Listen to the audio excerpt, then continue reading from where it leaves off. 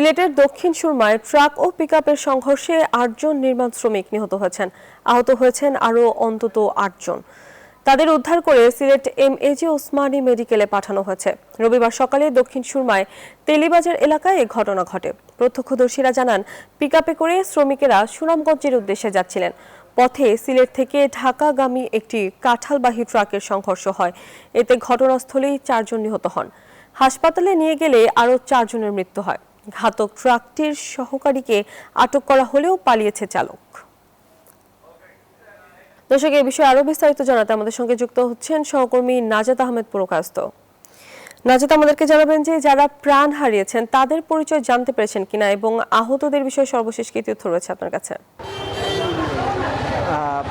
নিহত হচ্ছেন এখন পর্যন্ত ৮ জনের খবর আমরা পেয়েছি এবং তাদের মধ্যে ৬ জন হচ্ছেন পুরুষ এবং ২ জন মহিলা এবং যারা নিহত হয়েছেন তাদের সবাই আসলে নির্মাণ শ্রমিক, এমনটি কিন্তু তাদের আত্মীয় যারা আছেন তারা নিশ্চিত করেছেন। আমরা যেমনটি জানি সকাল ৫:৩০ থেকে ৬টার দিকে আসলে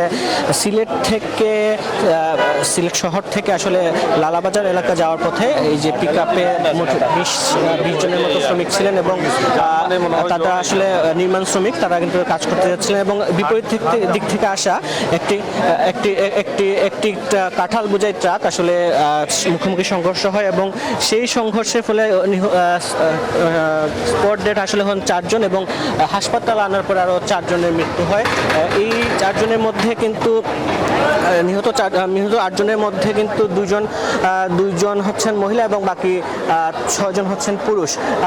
আমরা যেমনটি জেনেছি আসলে এই ঘটনায় আসলে ট্রাকটিকে জব্দ করা হয়েছে। ট্রাক চালক যিনি আছেন তিনি আসলে পলাতক রয়েছেন এবং হেল্পারকে কিন্তু পুলিশ আটক করতে সক্ষম হয়েছে। এই মুহূর্তে কিন্তু হাসপাতালের যে পরিস্থিতি, থমথমে পরিস্থিতি, স্বজনদের কান্নায় আহাজারিতে আসলে ভারী হয়ে পড়েছে হাসপাতালের পরিবেশ। সব মিলে এই ছিল আমার কাছে সিলেট থেকে সর্বশেষ খবর।